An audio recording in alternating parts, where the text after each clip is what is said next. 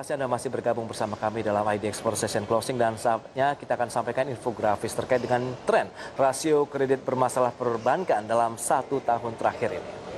Ya, rasio kredit bermasalah perbankan di bulan April hingga Juli 2020 terus mengalami kenaikan. Dan kita cermati pada September 2019 2,66%. Kemudian di bulan Oktober menjadi 2,73%. Kemudian di bulan berikutnya November meningkat menjadi 2,77%. Adapun pada akhir tahun 2019 ataupun Desember menjadi 2,53%. Dan memasuki tahun 2020 seperti yang bisa Anda saksikan di layar televisi Anda. Dari sisi rasio kredit bermasalah perbankan dalam kisaran 1 tahun meningkat menjadi sekitar 2,77%. Dan kita lihat di bulan Maret menjadi 2,77% dan April menjadi 2,89%.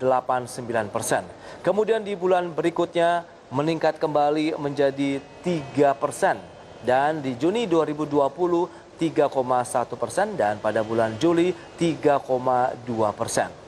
Ya, kita lihat memang dari sisi tren rasio kredit bermasalah perbankan seperti yang bisa Anda saksikan di layar televisi Anda ini juga terus mengalami peningkatan di mana OJK mencatat rasio kredit bermasalah atau non-performing loan NPL ini per Juli 2020 naik menjadi 3,22% dan nilai ini pemirsa meningkat sekitar 0,11% dari bulan sebelumnya. Kemudian selama periode Januari sampai dengan Juli 2020 NPL perbankan pada periode Juli merupakan yang tertinggi dan sebaliknya NPL terendah pada Januari dan Maret yang sama-sama sebesar 2,77%.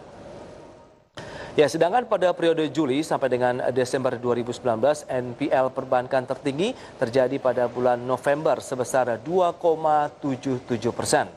Kemudian NPL terendah pada Juli 2019 yakni 2,5%. Itu dia terkait dengan tren rasio kredit bermasalah dan selanjutnya kita akan lihat bagaimana dengan rasio kredit bermasalah NPL gross dari 5 bank nasional. Selengkapnya bisa Anda saksikan kembali di layar televisi Anda, di mana rasio bermasalah 5 bank besar nasional ini mengalami kenaikan di sepanjang semester 1 tahun 2020.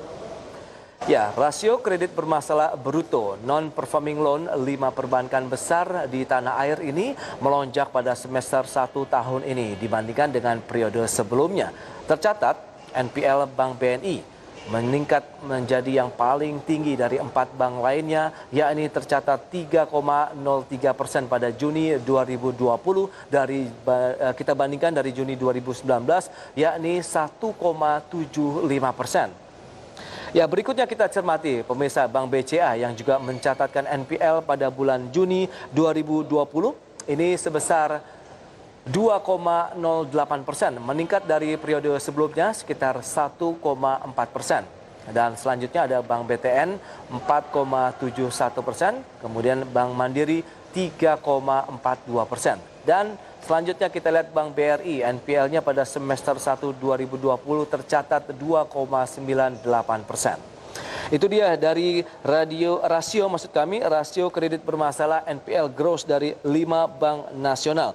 BNI, BCA, BTN, Mandiri, dan juga Bank BRI. Dan selanjutnya kita akan lihat bagaimana kinerja dari 5 bank nasional di triwulan kedua tahun 2020. Ya, bisa Anda saksikan kembali di layar televisi Anda, pemirsa. Untuk Bank BNI kita cermati, pendapatan yang diraih pada kuartal kedua tahun ini sekitar 22,82 triliun, sementara laba bersihnya sekitar 4,46 triliun rupiah. Adapun dana pihak ketiga atau DPK yang diraih oleh BNI adalah 595,07 triliun rupiah. Ya, kita lihat bagaimana dengan Bank BCA dengan pendapatan di kuartal kedua tahun ini mencapai 27,2 triliun rupiah dengan laba bersih sekitar 12,2 triliun rupiah dan dana pihak ketiga mencapai 575,9 triliun rupiah. Berikutnya kita lihat Bank Mandiri dengan pendapatan yang tercatat ini adalah yang paling besar ya kalau kita cermati dari kinerja 5 bank nasional di triwulan kedua kita lihat pendapatan yang berhasil diraih oleh Bank Mandiri mencapai 43,8 triliun rupiah dengan laba bersihnya 10,29 triliun dan dana pihak ketiga 976,6 triliun rupiah.